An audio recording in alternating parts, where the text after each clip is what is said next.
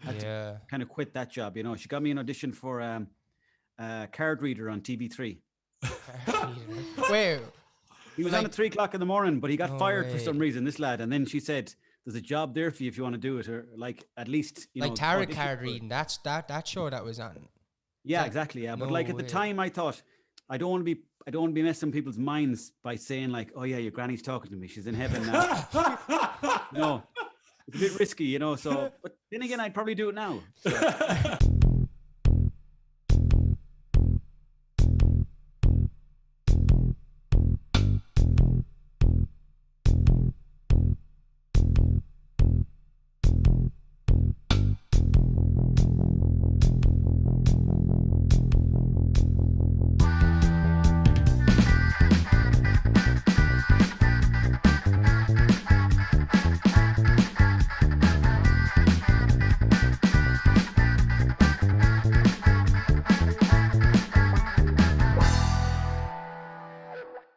Welcome back to Everything from Nothing, another episode with our new makeshift studio. Thanks for watching, and thanks for watching our recent episodes.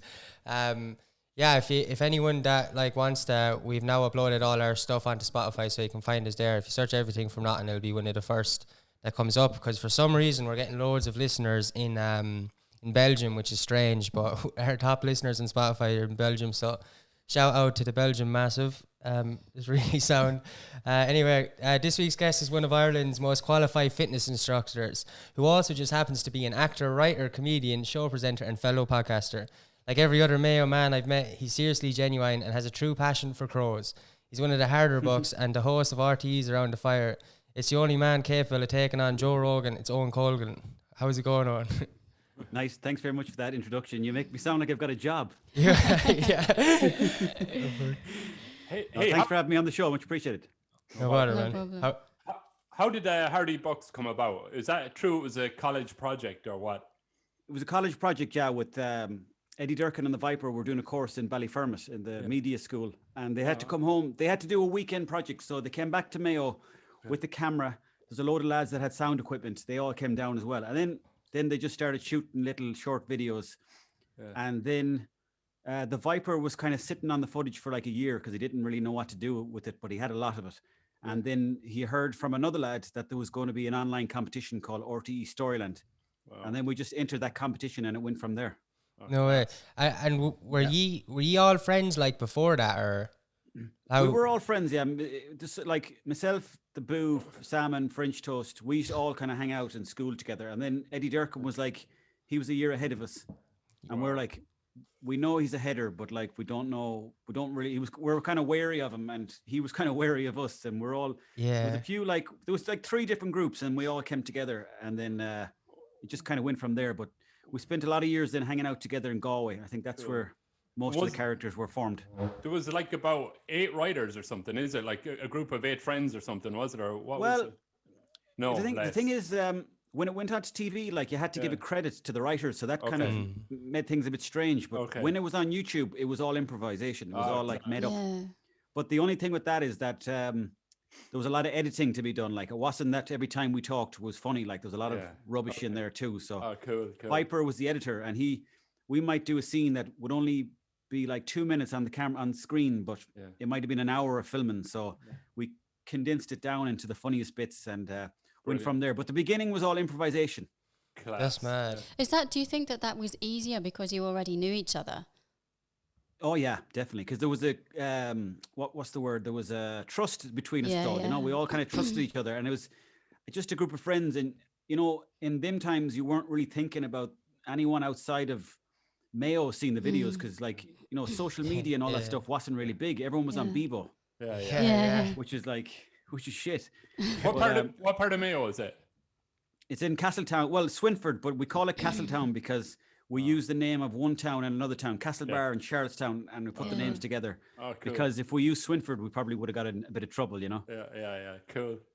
Oh, that's good. Yeah, that was something I wanted to ask about as well. Like, was the one of the questions I had was like, was it much of a writing process and sitting down with all year? Was it like, was there a lot of it, even in the one now that's like on Netflix, you know, the one like the more season based and stuff, where you still heavily involved with the writing and stuff like, and this stuff that was on TV. You see, the thing about when we were going on to the telly, RTÉ said you have to write a script because we can't give you any money if you're just going to make it up on the spot and see what happens. So the way they work there is like, because everyone's on the clock, you know, if the cameraman is getting paid, he doesn't want you to be standing around making up stuff. He doesn't want to wait till you get to the gold. He wants like to know that the script is there. So it was a bit of a rough transition. We went from like improvisers to, I suppose, actors, if you'd call us that. Like, but how did you process, find the transition to that? Was that a bit? It was pretty bad. But like at the time, you see, the whole big thing was like getting onto TV. So we couldn't refuse getting onto TV. But the other hand was that we knew that the first season certainly wasn't as good as the YouTube days, and it wasn't as raw. And it was more like. Sorry, carry on. No, I wasn't going to say anything important anyways. I was going to keep walking. Did it take the fun out of it for you a little bit? Because like doing it on YouTube, it's just like the crack, and then suddenly there's expectations and deadlines, and you've got to you're doing it for somebody else really instead of just for yourselves. Yeah, like it turned the comedy into a job, you know, and and it kind of took the fun out of it for a while. But at the same time, you know, I wasn't going to college. A few of the lads weren't really going to college, so we were all a bit lost anyway. So the fact that we were on TV and getting paid, we thought, geez, we could make a career out of this, you know. So we didn't want to rock the boat too much either. Yeah. And we're also quite green. So we thought like the way they were talking, like the different companies were saying to us, oh no, you have to have a script. You need to know your lines, blah, blah, blah. And we were like, oh, they must know what's going on because they work in television, you know. But at the end of the day, the way we did it in the beginning was also the right way because it worked. Yeah, exactly.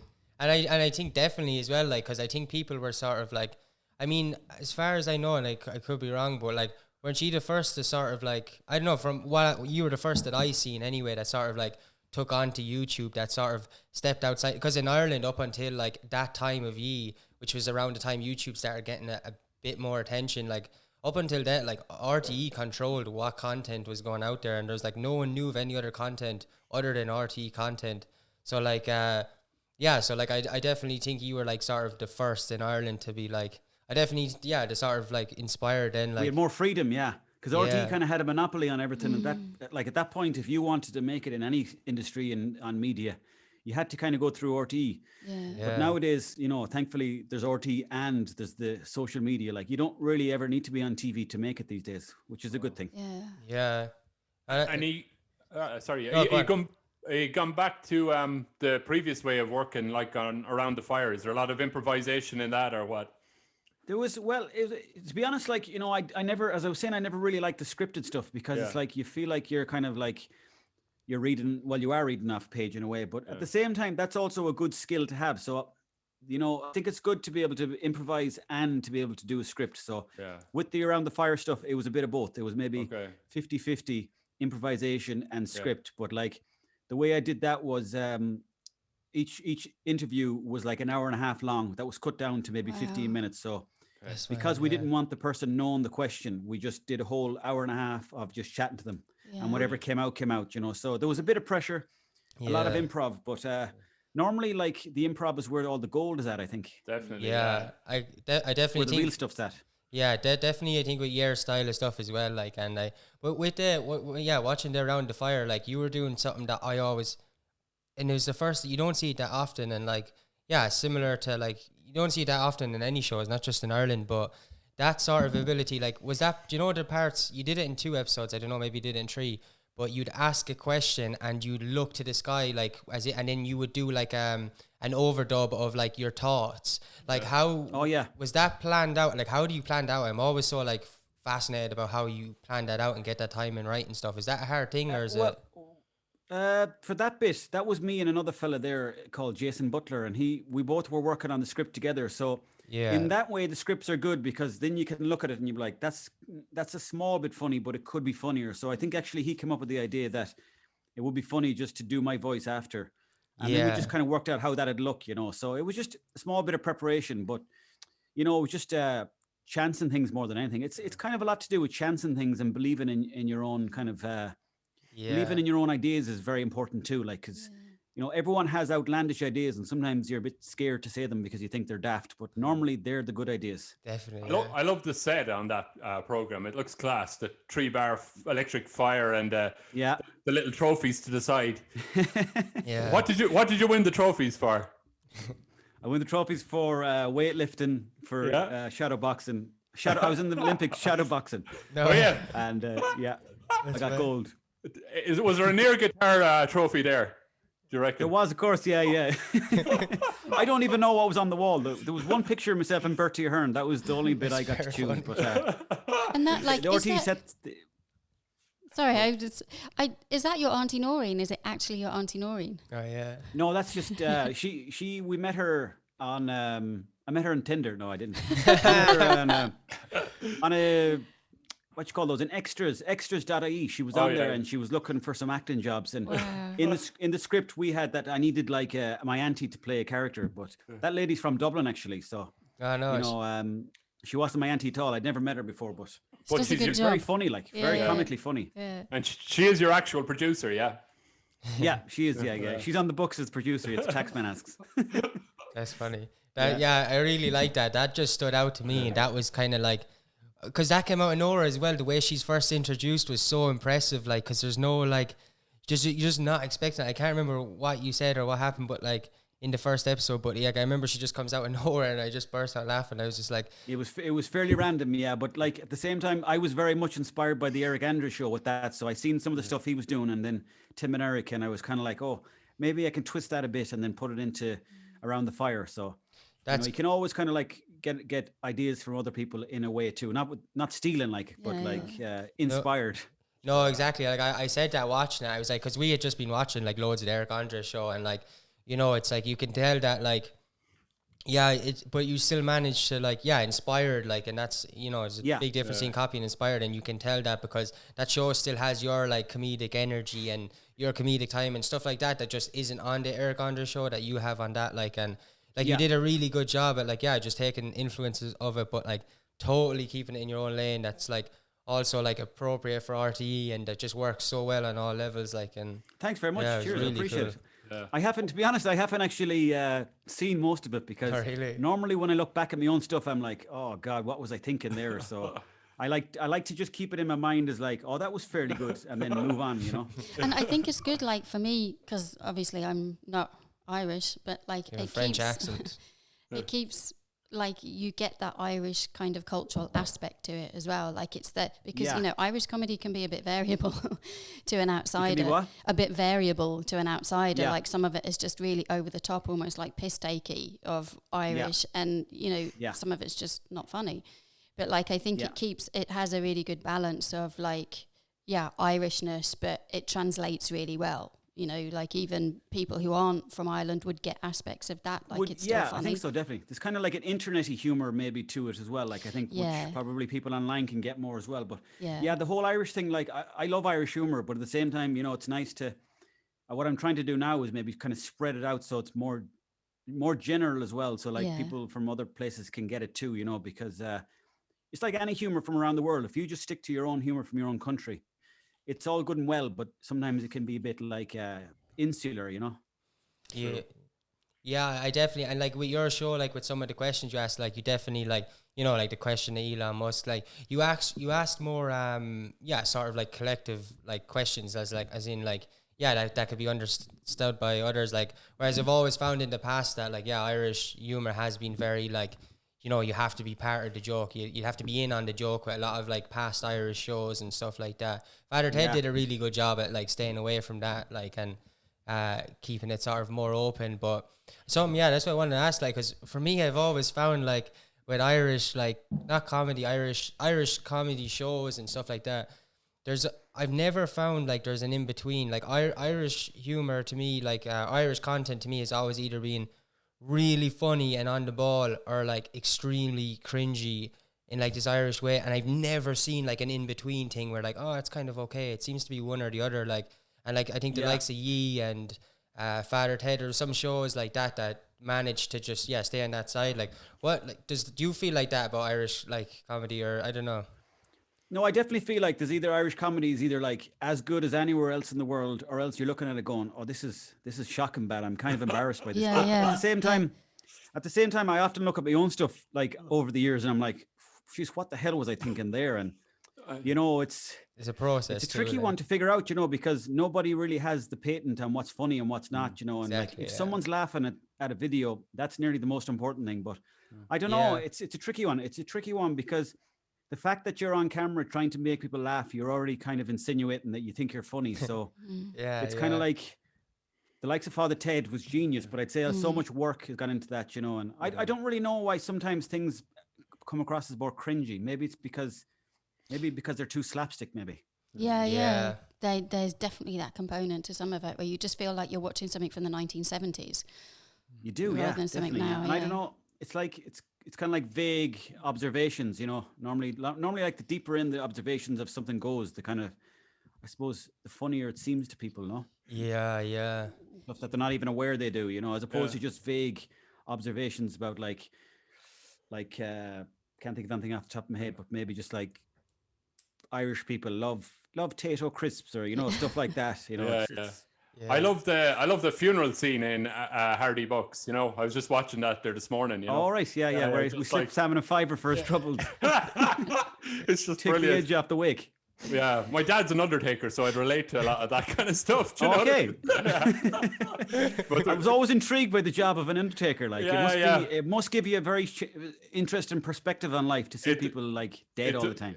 I know, but you do see awkward situations like that, Yeah, but it gives the person a wiseness. No, I'd say your father's a wise man, is he? He is. But when you were making Hardybucks, like, was there any particular stuff that you were kind of, aspiring to be like, or that influenced you in any way? Well, apparently the Viper and Eddie Durkin were into Trailer Park Boys. I used to watch that show like quite a bit. So I think the idea of the mockumentary, I think they kind of got it from that show. But for the rest of us, then, no, we just tried to make each other laugh. We hung out in Galway. We're just daft idiots that just tried to make each other laugh. But inspiration wise, I suppose we liked The Office, the UK Office, that kind of stuff. But very good. We didn't really watch anyone religiously and say, these are my heroes comedy wise, because none of us wanted to really get into comedy as a career anyways, So we didn't aspire to be like anyone really. I know there was something really authentic about it, like about all those situations in that. Like, and that, to me, that's what makes it funny, that it's true, kind of, Yeah, I think that came from the long improvised scenes where, like, after like 20 minutes of, the camera's there. Yeah. Sorry, my bloody earphones are dying on me here. They keep falling on my ears. My earlobes are not wide enough.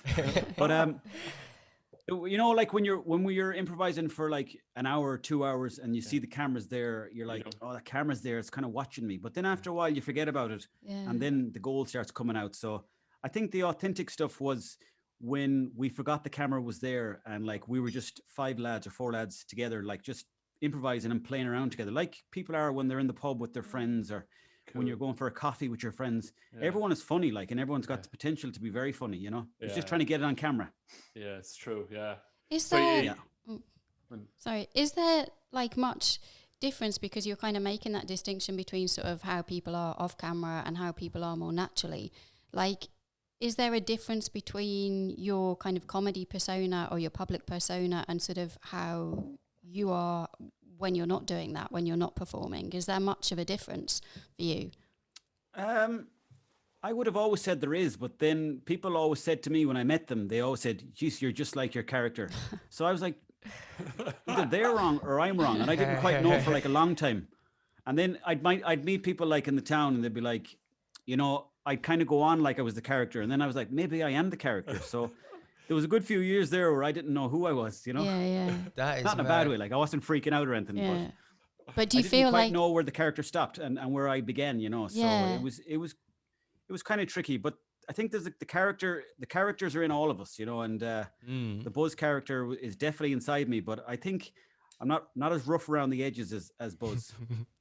And I think like just anyway, like, because I mean it was quite a few years ago when you did Buzz, and like kind of everybody sort of changes and grows and evolves as a person as the years go by, so it might be that you get more distance from that kind of character. Definitely, yeah. And also the show was about Sorry, my earphones keep going low. Please charge batteries. I know. Don't know, can you hear that coming through? But No, I can't. sorry about that. So at the beginning of the Hardybucks, we were like the underdogs. You know, we were like, you know, lads who had nothing to do in a small town. We're on the dole and we were trying to get out to America or wherever, Galway even. But then we got onto TV. Then it's almost like it went from being very, very real and raw to, oh no, these lads are actually on TV now. So the facade was kind of slightly burst in a way, you know. When you were saying like people coming up, like do people? Sorry. Oh, with that bloody glove. So you got to turn off this. Is it my earphones are gone dead, so I'm just going to turn off. Oh, no hassle. See, can you hear us? Yeah, can you hear us? Sorry guys, I can't hear any of you now. You're okay. I can't hear any of you. 1, 2.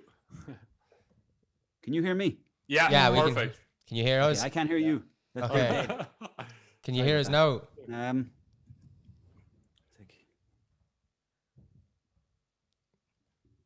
Maybe the speaker on your laptop or whatever, would it? My echo, I don't know. It's okay anyway. We can cut to a commercial break. Seems like your microphones are 1, 2. Oh no, I can hear you now. I can hear you. Can you hear us? Yeah. Okay. Perfect. Yeah. Sorry guys, sorry about that. It's all right. I was going to say, so like a lot of your stuff is online now. Can you see like what countries people are watching you in and all that kind of stuff? Yeah, I can. Yeah. With the analytics, you can kind of check everything, and it's mostly it's all except the odd random one, like in a country like, you know, the way you guys had Belgium. Yeah. I think I had a few people in Thailand watching it, but have you? Wow. Oh, yeah. I don't know about like 6 people in Thailand, so maybe they were just scrolling, going, "Who's this?" Yeah. That's Egypt, but that's funny. America must like you, I'd say. America, you know, funny enough, America, Canada, and England, they're slowly watching more and more of the videos, which I think I'm very happy. Well, I am very happy with, because I'd like to somehow get into their markets. But like, if you want to crack England or America, I think you really need to have your socks pulled up, and you need to put the hard work in, you know. So that's kind of my new aim now, is actually try to get touring in England and America. I think it's a lot more competitive in the UK, just like a lot by more volume of people. Yeah, I think that's what produces such good talent, because of the competition, you know. Yeah, and it's just like the resources and it's just always got to do with the population. So the more people are, the more people are in a first world country. But like in America or England, like it's like like London and like LA was the first place to have the production, but after the internet, like with the internet, like it was sort of inevitable that the next place that would sort of blow up or that would really harness that was London. Like London and England have always done a really good job for a long time now of creating, like Channel 4, like they have some of my best favourite shows like on Channel 4. Oh yeah, growing up Channel 4 was like miles and miles away the best channel, like compared to RTÉ, like the shows they used to show on there, like just, I can't remember any of them now off the top of my head, like maybe Chris Evans' Don't Forget Your Toothbrush. And the Big Breakfast and things like that. They're all like much, like very, very funny shows, you know. Yeah. So they just have a wider base to choose from, you know. But like, they picked up Father Ted, I think, and RTÉ rejected it. Yeah, I heard that too, you know. So they could see the potential in it, and they're also more willing to take a risk as well, which is you know, an important part of any industry, is to take a risk. You know, I think RTÉ, they're guilty of not taking enough risks in the past, I think. Yeah. I think it is. We were kind of saying it before we started recording, but I think they are starting to change now. Like even having your show is just on like Around the Fire. That was just like a massive step. Like in my head, I was just like, it just felt like a right step forward. And the Tommy Tiernan show is pretty cool now as well. Like, and they like the style of that improv. That's good, isn't it? Or sorry, the fact that he doesn't know the guest. That's a nice touch. Yeah, it's really cool. And they just had like one of the guests we have on next week is. He was just performing on it, like from this group Prescription Limerick, and I don't know, will this episode be out after? I think this episode will be out before. Yeah, our next week's guest. Anyway, it was really cool to see like a Limerick hip hop collective on RTÉ. I was like, what? I was just like that, and then like watching your show, I was like, whoa, maybe they are kind of opening up a bit. Like it was really cool to see. Like, but at the same time, do you think people still care as much about TV? Like, does anyone really care about being on there anymore? I think there's still like TV. No, I don't think so. I think it is all changed to the internet. But right now, like most advertising money is still in TV, and that's always the thing. But when that will change, but I think what is also changing, which is like the weird part, is the reason advertising money is still on TV is because the older demographic like tend to still are. I think younger people are more aware about ads now, and that people are being like forced things, or not just younger people. I mean, I think we collectively are just more aware now that things had been pushed on us and stuff. So I think a lot of people that still watch TV might still sort of activate on those ads and stuff. So I think that's why the ads are staying there. I don't even know if it's just because of viewers. I don't know, but yeah, I think it will switch over to internet. Yeah, I think it's slowly moving over now. Yeah, I think so. And there's so TV much still more. has its place. There's so much more creativity when you're not going through TV, because you're all under your own steam, and you get to say what you do, and you get to kind of be a bit more experimental and find your own feet and stuff. You're not doing it to somebody else's tune. Yeah, exactly. You can get away with so much on the internet that if you put it out on TV, like your career could be finished. You know. Yeah. But I think like if RT are to have a future, like with the license fee and all that, they need to differentiate themselves from the commercial stations and create content like your thing Around the Fire or Tommy Tiernan. So at least you can see there's a valid reason for them for existing if they're creating content that's kind of authentic and related. Younger people watching, like they have to start creating stuff for younger people, and you know, like even if there's a channel like maybe 4 hours on a Monday where people know that they're just experimenting with shows and people are going to give them a bit of leeway, but just like take up some people who are trying to make podcasts or people that are trying to just do a couple of sketches and just do like an hour or two of random enough sketches. Obviously, you know, keep them above a certain level, like, but give people a chance, and then you're going to get everyone's friends and families tuning in, and then it's going to bring a bit of energy back, you know? Yeah, definitely. I do notice like they get involved in the drama festival in Athlone, and they put a lot of effort into that, and that's kind of appreciated back into the roots of the countryside in Ireland. You know what I mean? Yeah. So that kind of gives them, and they do much of that. What kind of stuff is that they do? Oh, it's brilliant. So it's the RT National Drama All Ireland competition. It's on in Athlone every year, but the level of acting there is out of this world. Oh yeah. And you'd see people there that like the productions would be better than any professional production you'd see, like, but they're flawless, like. Or so even, do you ever check out TG Carr? Yeah, brilliant. Yeah, plugging them at all, like, but they have some amazing documentaries and shows on there. Like, they're as good as any channel at the moment. They're fabulous. And if they're going to continue with the license fee and be differentiating away from the commercial thing, they need to kind of keep going with that stuff, you know. Oh yeah, definitely. Taking more chances like that, definitely. But I think they are. Like the OT player is fairly full up of what seems to be kind of like internet. Well, it is internet, but like, you know, YouTube and Instagram kind of stuff, you know. So. Yeah, it's good that they're taking a chance now and they're taking the finger out. Yeah. So you've more Around the Fire to come after the lockdown, have you? Yeah. Well, there's talk of another few episodes coming around, or maybe another season. So I'm just waiting to hear back from them on that. But at the moment, I've got this tour coming up that's meant to be starting in the end of March. But I with saw the whole that lockdown, I think, and the vaccines, it's not going to kick off, I'd say, till September. So is that the Still Alive? That's called Still Alive, yeah. You know, absolutely stupid name because with the pandemic going on, it's not the greatest name I've ever chosen. I thought it was really funny. I thought it was. Did you like it? Oh, I thought it was really funny. Find it a bit weird? No, I thought it was hilarious. I thought it was intentional and funny. Was that just like a happy accident kind of thing? That's like mad timing, or is it? What I was trying to do is because when the lockdown started, and then like I got really bored of social media, but that's my career, so I was like, I didn't shop anything for a few months. And then I said I'd make a poster, but the poster was meaning to reference that I'm still alive. Like, don't forget about me. It's like a piss take on people who are needy on the internet. So that's what I meant. But then it was like, with everyone dying now with the coronavirus, and then mine's called Still Alive. I thought it was funny. I really like liked a bit of a dig, you know. A bit of a dig. Are you coming down to Tip? No. Coming down to Tip for a gig. Thurles. The Source Arts Centre in Thurles. You'll have to check it out. I was down in Tip before. I was presenting some award ceremony with a GAA lad and some lady from the news. But it was great crack. It was a wild spot. I haven't been down there in a long time, though. Okay. That's right. But I hope to get down. I think I'm down there for the tour because there's a few more dates coming in. So if any of you guys want to come to a gig, we will. Yeah, definitely. That'd be cool. Yeah. Put your name down. You mentioned about like your social media stuff. I was really curious that your Instagram is Owen Colgan Fitness. What's all that about?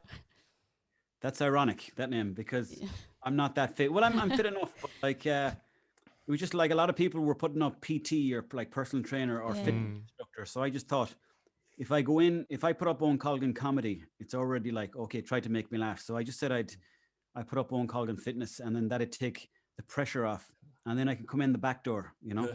Yeah. come in the back door of comedy. Do people now So- expect you to like come in the back door of comedy totally ripped with like enormous biceps and a fucking six pack and stuff? Say it again. Do people now expect you to come in the back door of comedy like totally ripped with a six pack and massive biceps and stuff? Yeah, exactly. Yeah, so that's why I'm in such good shape now. You know, Yeah, so yeah, more pressure. don't prove them wrong.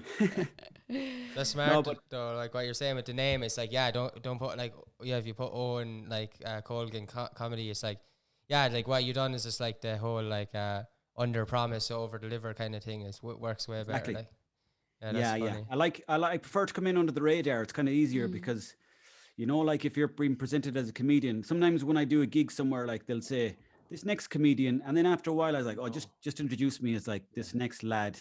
I prefer that Yeah. because that way at least people might look at me and say, oh, this guy's a strange character, you know, as opposed to a comedian, you know. It must be terrifying, though, is it, to stand up and try and make people laugh? Is it? Oh yeah, it's to put Oh my years on you. God. So it would. Yeah. But at the same time, it gives you like what happened for me. It's different for everyone, but for stand-up comedy, for me, it broke my confidence so badly to the point where I was like, "Geez, I'm kind of so bored of being nervous." Like I got genuinely bored of being nervous all the time. Okay. And then I was like, "Well, I'm going to be dead someday, so what's the point of getting nervous?" I Yeah. read, I know that yeah, sounds stupid, I but read it that kind you of slowly said started that. building.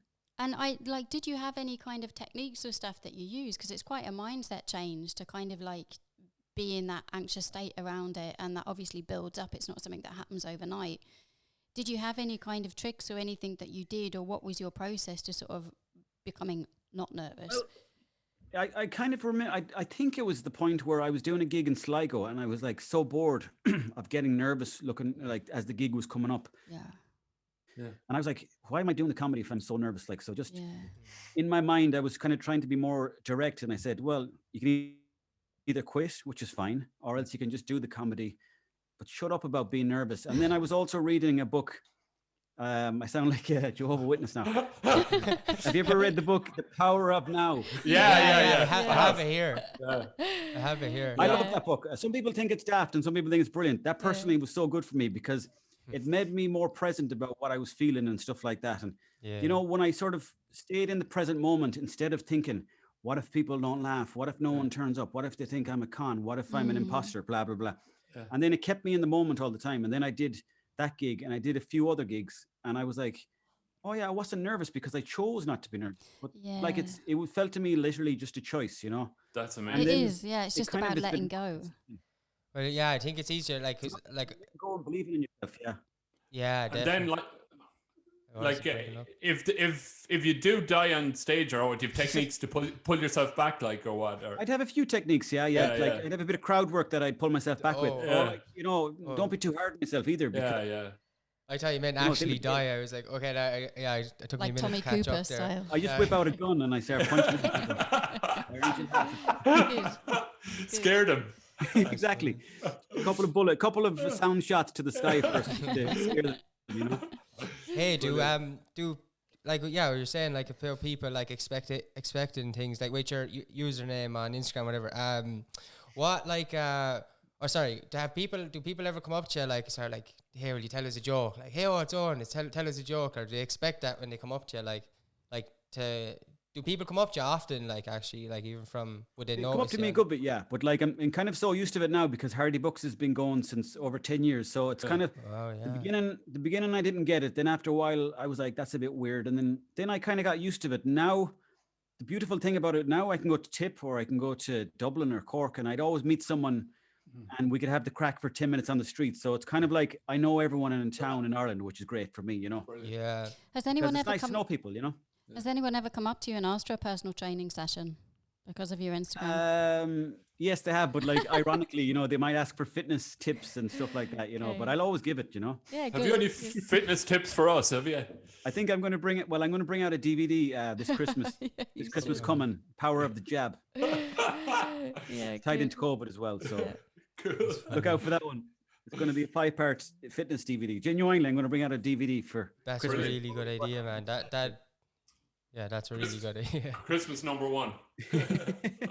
Yeah, so I know, but it's good fun. You know, the whole thing. I'm just trying to, you know, like even with COVID, like you see, like I'm not trying to get morbid, like, but there's a lot of people dying obviously from COVID. Like not 2,500 or something like that in Ireland, but you kind of realize how valuable life is, I suppose. So for myself, I'm trying not to get nervous about stuff anymore. I'm just trying to, go with the flow, go down the river with the flow of whatever's happening. So things don't really bother me as much as they used to last year, thankfully, and I think that's probably maybe, I think people realize the value of life maybe with this COVID thing, and that's something that I've got from the whole thing. Definitely, yeah. I think like just like definitely people, yeah, like definitely people just being inside and sort of like, that sort of self isolation is like inevitably going to lead to like a sort of mass self discovery, like of like, I don't know, just people thinking about, just in a weird way, like it can either go one way or the other. Like it's either going to be you can take from it and like what you've done of like, using it to like sort of just be like, fuck it, like I think it's really funny. Like I've never thought about that. I've thought about that with other emotions, but nervous is a really funny one. Like because you can say like you've heard like happiness or sadness is a state of mind, but nervous is definitely one. I think like it's probably easier for people to, not easier because it's a hard thing to do, but like sort of people have less resistance if you tell them like, oh, sadness is a state of mind, because if people are sad they'll be like, no, it's not, like it's how I'm feeling. But like nervous is just like, I thought that was really cool where you said like you just decided I'm not going to be nervous like that. I don't know, I think that's really cool. But it wasn't necessarily just a choice of one day I was nervous and then I said I'm not going to be nervous and then it was gone. It was like probably was a build up of things that I like. It was almost like at one point everything kind of clicked and I was like, oh yeah, that makes sense. Then that made sense, and I but I know what you're saying though. People can go the other way too, and it can be the coronavirus and stuff like that can feel like too much pressure on people. So it's a tricky one, the mental health, but you got to keep an eye on it. Has the lockdown been good for creativity for you? Like I think it has. I think it has because at the beginning I didn't know. I was like, oh, the gigs will be happening now in 2 weeks' time, and for me it got to a point where things were getting nearly too busy, and I didn't have time to put the work into the stuff that I wanted to do, and everything was a bit like kind of half done because you had to go to the next place and go somewhere else, and someone was telling you to come over here and this, that, and the other. So the lockdown slowed me down a good bit. Brilliant. And it helped me kind of figure out, geez, what do I actually find funny? And then from there, then I kind of, and I moved back to Mayo during lockdown. So I was seeing a lot of like Mayo people again and country folk, and, they have a different gither about them than the city people. So it kind of gave me fresh eyes as well, Cool. And are you from like, what was it like? Were people like, I don't know, and you started like sort of getting like more of like national attention and stuff, like how did like people, more local people, like react to that? Were they supportive, or were they like, how would they were supporting it, but like they'd never say to you, geez, fair play to you. They'd kind of, if you walked into a pub, they'd be like, how are you getting on, how's tricks? They wouldn't really make, kind of like, they wouldn't let you get too above your station either, Yeah, that's funny. So like it was kind of like our fair play to you, like for putting the town on the map, but there was no ribbon to be cut when we drove into the town or anything. That would be in case you get notions. You see, you can't be getting notions. You can't be getting notions. You see, exactly. Yeah, you can't get above your station. So that's a good and bad thing, I suppose, about small towns. And I don't know if it's the same in where you're from, but like small towns can sometimes hold you back, but also, you can learn a lot from the small towns as well. And I love being from Mayo, and I'm from actually outside Swinford. I'm from a small village called Bahola.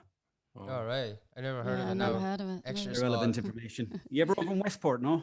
Lewisburg. My uncle's from Lewisburg. My uncle Tom. You probably would. I know Tom well. Tom Donnelly. You know Tom Donnelly. You can't trust him. Can't trust him. He's a guard. Oh no, you can trust him. You know him anyway. Where are you doing the podcast from? Right now we're in Portlaoise. Like we have like the studio is actually in Hugh's house. And I'm in Turles. That's in Turles, yeah. Okay, I see. And how long are you doing it? So about that, we started it in September 2019. But I've been on and off, like. But we're going for it this year. So that's what the whole makeshift studio is about for now. And trapped in Portlaoise for a little while with the lockdown. Improvising. Perfect time to be doing a podcast. And as well as that, you got the visual side of things too. I need to get into the whole visual side of stuff too.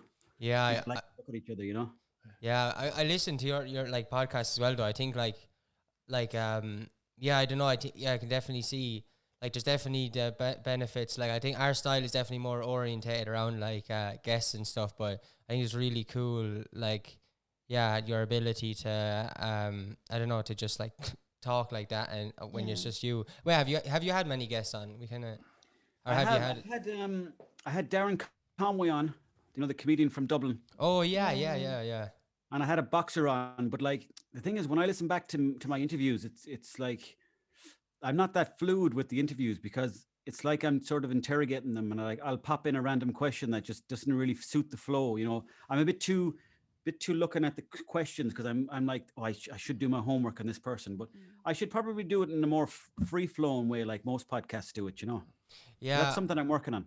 I think there is just like different styles as well, but like I think like, well, like, you know, that's like, you know, it's like where some things can either be an ability or disability. That's like a disability to be able to like, that trait you have is like maybe a disability to record a podcast like that, but like that's why what those abilities actually are, why I think anyway, like is, I don't know, does that account for, or is that like part of why the style of Around the Fire works so well, because it's like that interrogation sort of thing, like is, do you know what I mean? As in like it's sometimes it's still, we can still use those things that work out like even better in the end, like that.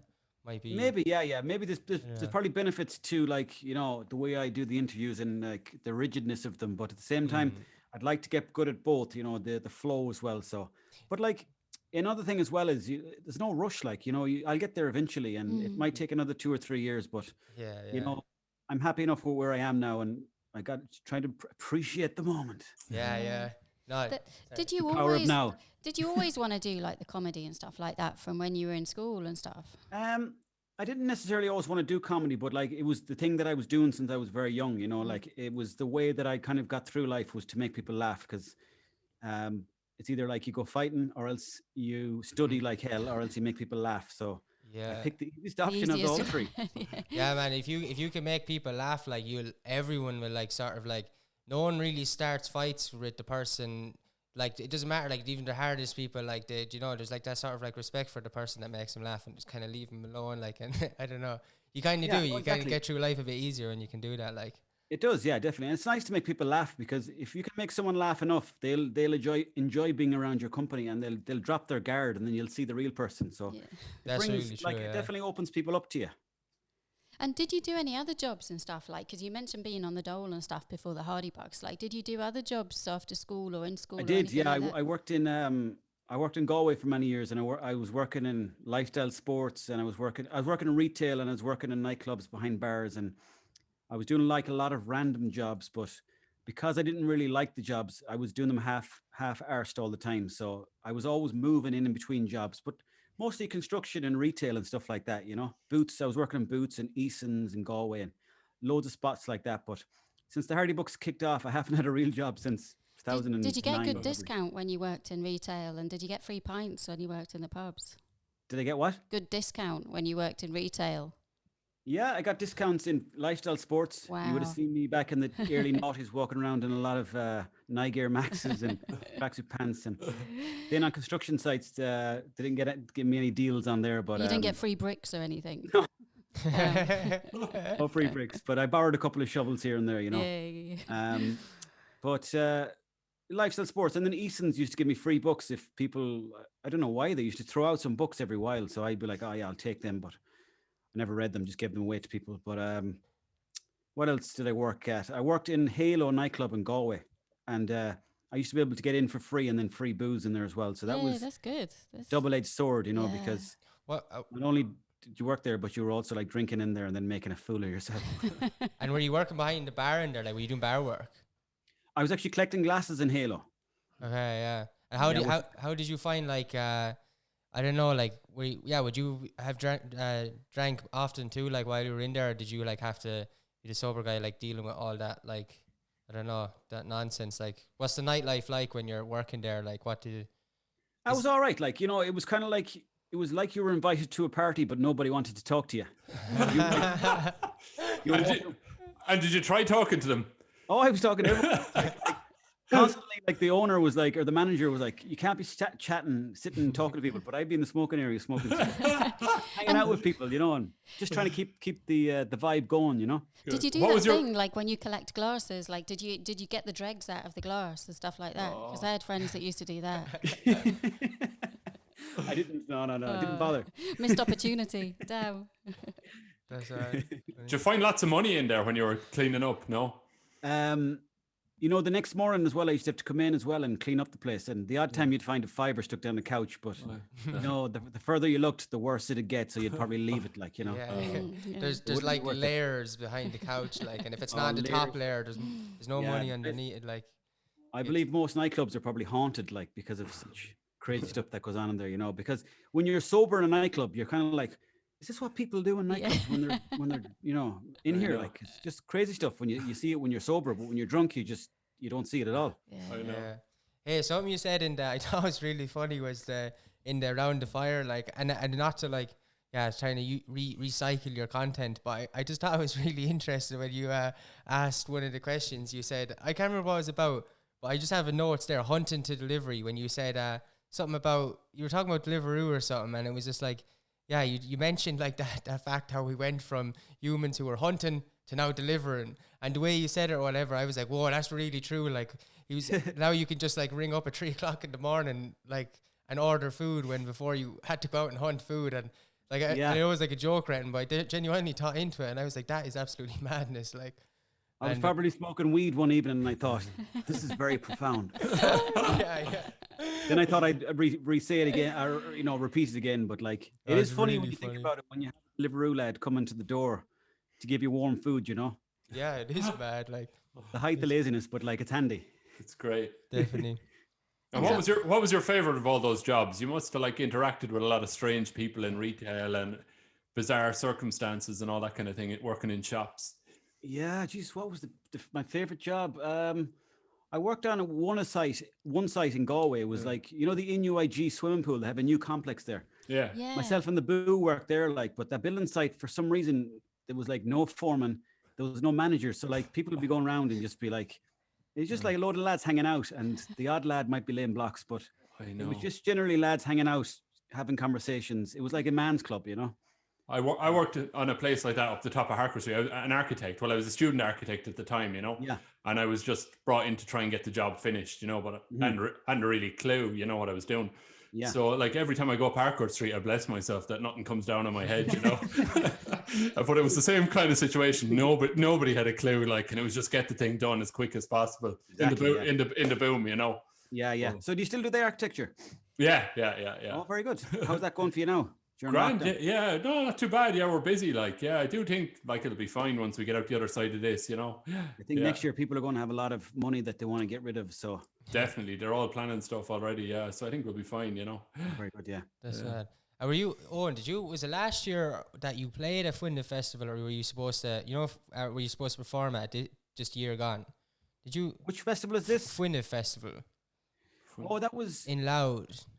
Yeah, what happened was I think I got double booked for a gig that day or that night or that weekend or something like that, and so I had to go to another one that, like, I checked to see which one I had booked in earlier or something like that. Oh right, yeah. And then it turned out I had booked the other one, so I'd let them know at the festival that I couldn't do it, and I hate to do that to people because that's like you know, it's kind of like the ultimate shit move to do to anyone that's organizing a festival. So I will definitely go back there and I'll do it for free for them, so that's on record.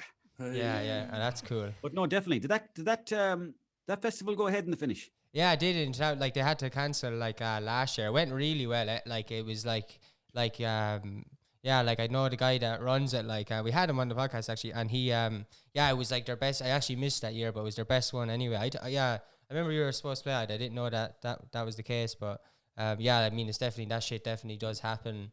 I suppose like it's hard to keep track on. Did you ever have to? You ever like? Did any like managers or anything ever approach you? Like, there's probably. You mean a manager for like gigs? Like did in America, like if you even get like 100 followers on Instagram, you're gonna have like these like booking agents and stuff like that who are gonna like get onto you, like ask can you manage you? Like, is it? Well, I have MPI. They book my gigs for, like, they book my live gigs. So that's them. They sort all the gigs out. Like they'll sort out dates and how to get to the gigs and all that stuff. So that's nice. But then for my own acting stuff, I'm on Fish Pond. It's like acting agency where you don't need an agent, but like sometimes they'll say, do you want to come in for like an advert, an audition? And then you go in and you'd meet them somewhere and then they'd give you the lines to learn off and go in and do that. So that stuff. And I also had a full-time agent before, but there was a couple of times where she got me like really crap auditions, so I had to kind of quit that job. You know, she got me an audition for card reader on TV3. Wait, he was on at 3:00 in the morning, but he got fired for some reason, this lad. And then she said, "There's a job there for you if you want to do it," or like at least like tarot card reading. That's that show that was on. Yeah, exactly. Yeah, but like at the time, I thought I don't want to be messing people's minds by saying like, "Oh yeah, your granny's talking to me. She's in heaven now." No. It's a bit risky, you know, so, but then again, I'd probably do it now. So. Like, if there was a show like Birthday Card Reader, where you got to read out like people's birthday card wishes and shit, that would be fun. Yeah, that would be fun, actually. Yeah, something that's not so, like, something that you're not giving hope to people passed away, but anything else, I would definitely do it, you know. Many happy returns and all that. That'd be nice. Yeah, exactly. Yeah. Light-hearted. Yeah, good. Yeah, no, exactly. No, and I do all that stuff, you know, but that was going back 10 years ago. I had that agent, so I kind of just do my own stuff now through YouTube and Facebook and Instagram, and I have my email up there, so that's how everyone gets in touch with me, and it seems to work for me now. And I was kind of at the beginning, like people used to say, French Toast, that guy from Hardybuck, he always used to say to us, Bill Murray never had an agent, and he used to just have an apartment in the city somewhere in America, some city in America, and he had a post box downstairs, and people, if they wanted to get in touch, they would just put a script into the letterbox or wherever it was. And like he'd read it, and if he'd get back to you, then that means he'd do it. But otherwise, that was it, you know. That's class. I like that. And he got Ghostbusters from that, so that's pretty good. I think so. Yeah, I think Ghostbusters. That's exactly how he got it. Yeah. That's really cool. I think we are in the age anyway of just like so much like I mean it was even like obviously in the 70s and stuff like that. It was just like really bad with music and stuff when it came from. Like we're definitely when it came from middlemen and just like people not getting percentages, we're definitely thanks to the internet as well in the age of like just cutting out the middleman, I think as well, and just like not that like I do think there is benefit in like managers and stuff like that, but as you said, like I don't think it's a case of like it needs like successful managers you see in history, whether it's music and acting and stuff, they're almost friends, like, because they really get each other and they know what that person's like off camera and they know like what would suit them and stuff like that. And I think definitely I think the best option if you wanted to make it probably in any industry is maybe to make a social media platform or YouTube and start putting up your work there, like, you know, and then maybe try to get an agent, because people want to see your stuff now, you know. I think that's maybe the first step, is people want to see your stuff. And you know, if you're putting up stuff on Instagram or YouTube or anywhere, and if it's getting enough hits, someone's going to get in touch with you very quickly. Like if it's getting enough hits, you can be guaranteed someone's going to get in touch with you 100%. Yeah, there's no more like packing up the, like, you know, in America, like having to pack up like the car and drive across the country to Seattle to go into to hopefully meet some like label like or some studio manager just for him to listen, you know, to hand him a CD that he gets thousands of and hope that he just listens to your CD and stuff. Now it's like it's all a numbers game as well, which is like is a problem, but there is the benefit of not having to do that. Like now you can have your own portfolio on Instagram or on YouTube, and I think that part's cool. But I think right now it's still a numbers game, and they're still looking at numbers.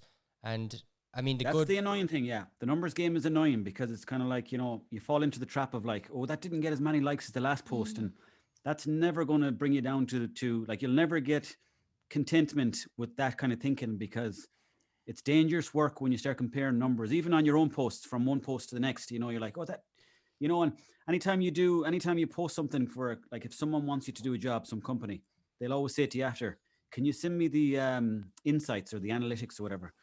And then it's like, you have to analyze them. You're like, oh, people left after, you know, whatever, like a minute and a half, or they left after, you know, and you start looking into it too deep. And then that's when the love kind of goes out of it, and it becomes more like a business. Yeah. And there's like the potential then to kind of like sort of shit on your own creativity and style almost. You know, you're doing it for other people, and you're not doing it in a way that is your own expression of it. Yeah, and then I guess you get that disconnect and the loss of love for it. No, definitely, yeah. But the thing is, you know, you have bills to pay as well. So like, I don't really know what the middle ground is between those two things. But like, you know, you have to pay bills as well. So yeah. Do I need to put on a light here? Am I getting very dark on the screen there? It's okay. Well, it is getting a bit dark, but I think we'll finish up now in a few minutes anyway, like another 5 minutes. It should be okay for another couple of minutes. Yeah, I just wanted to, what was the other thing? Yeah, have you any, I know this is like a generic question, but I genuinely am interested. Yeah. Like, Like, have you have you any other future plans? Like, have you been working on stuff in lockdown and stuff? Well, at the moment, I'm trying to work on the stand-up, trying to get that hour going together. I'm just doing videos every day here in the house because I want to get better at doing videos because I got a bit lazy with those. Then the podcast, I'm working on that too as well. Yeah. And then I'm just doing a bit of running on the side and, just spending a bit of time outside. Like you're doing like actual running, like kilometers and... Yeah. No, real life. I'm trying to get into the actual fitness side of things. How's it going for you? Like the running? How long have you been doing it, and what are you up to and stuff?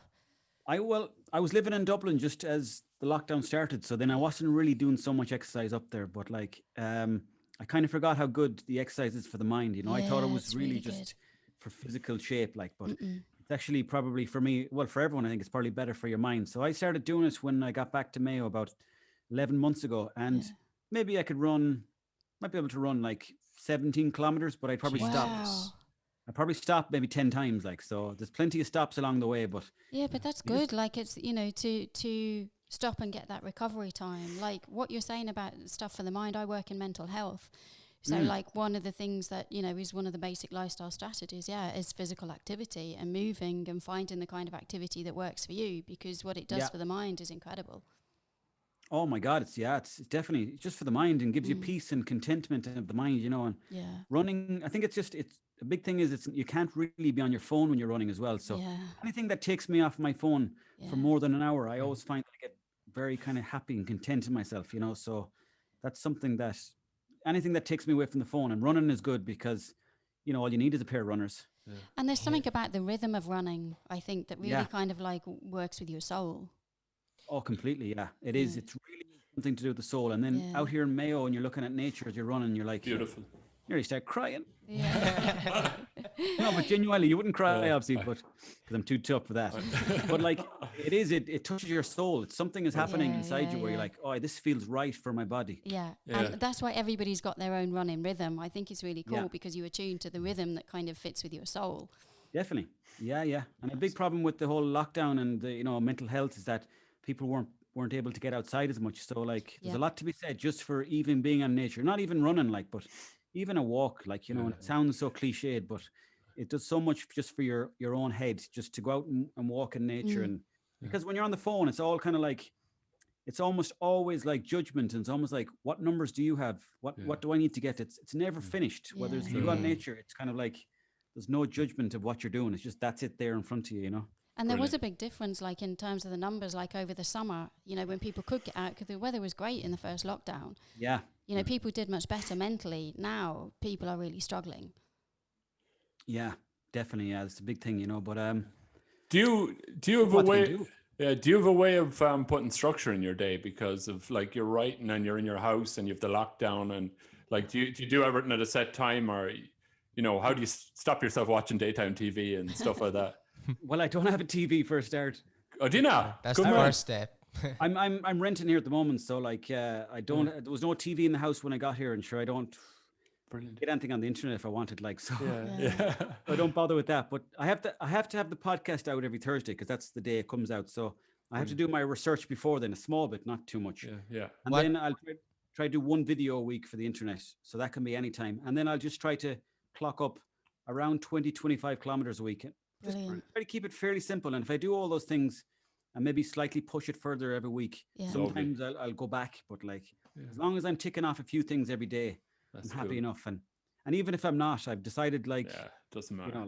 The fact of life is the most important thing you have, After everything else is a bonus. Yeah. That's true. And Head, I thought it was really funny on your Instagram, the highlight things on Instagram. I was dying laughing the other day. It was the randomest thing ever. Your sort of caption commentary on the Manchester United team going out. I thought that was one of the funniest things ever. If anyone's watching it, I don't know. I was dying laughing. Is that thing? Yeah, they were all on a stagger or something like that, but you put text over each photo on your highlights, and I was dying laughing. I didn't it just had a funny fashion in the 90s. I had just as bad fashion in the 90s, so that's kind of why I was I never saw those pictures before of the lads, because nowadays they're all in great shape and they've got cool haircuts and nice tattoos and stuff like that. But in them days, they were a bit more rough and rugged, Yeah, and they just look like lads that you'd see, in the pub maybe the fashion is going a bit, but it's still a bit there in Ireland, like that fashion style. But yeah, they just look like lads that I would have seen in a local pub in Thurles. Like, and I thought it was funny. Just I'd never seen those photos before. It was really cool. I never seen them either. They blew my mind. You know, they still do. But it brought back a lot of memories. You know. Yeah, that's funny. I think we're going to finish up now. Anyways, Thanks very much for having me on. Thank you very much. Thank you for coming on, man. Cool. Thanks. Thank you. Yeah. What's the plan for the future with the podcast? What are you planning to do? World domination. Yeah. Whoa! See what you just said that at the same time. What the hell? I was thinking more of like, some sort of peace or something. World domination. That was very funny. The two of you just said it at the same time. You can spot the people that work for a living and the lad who's on the TUS scheme, can't you? When you say that. You getting people into the studio once the lockdown is finished? Yeah. Oh, We have had guests on before, like, and we want to start, like, even guests that we get down, like, just sort out their travel and stuff and just do it right and stuff. We will down the line, and looking forward to that. We want to have a mix of guests on as well, like, no matter, like, wherever it ends up, like, we are taking where it's time, but like the plan is to sort of do a mix to make sure that, like, every second week it's always going to be a local on that just normally wouldn't really have, like, the chance to talk whether it's their own story or something they're passionate about, like, so that's like great. a fixed sort of thing anyway. But we'd love to if you're up for it anyway, like, when it all is down to get you down in person, because it is different. Like, it's like there's a whole, like, this is our first one doing with video, like, with all of us, and it still came out well, but I definitely think there's a difference when it's in person. It's more like, it's just not even for, like, the viewers, I think it's different, but just, like, I think it's a real experience or something. I don't know anyway, whatever. Maybe when you come down to, like, if you get the gig in the Source, if that comes out in Thurles, maybe when you come down, you can pop in and see us and we can record another one. Yeah, I would love to. That would be great. That'd be really That'd good. be cool. I don't know when that's going to be though, like, but Definitely whenever I'm in the town that you're in the town, I'll definitely do it. Yeah, great. That'd be cool. Yeah, I'd love to, thank because you. face to face is definitely Much better. definitely the best way. I know. Sound for coming on anyway. It's still a really cool conversation. Thanks for having me on. Much appreciated, guys. Thanks very much. So thanks for watching to everyone who watched, and thanks for listening to everyone that listened. Check out Owen Colgan Fitness on all his stuff. Not that I need to promote it, but, like, if anyone needs any fitness training, contact him directly, and he'll give up all his time to make sure that you get fit. Like, I'm doing it for everyone else. It's for everyone else, not me. Thanks for watching, and we'll see you next week. Bye.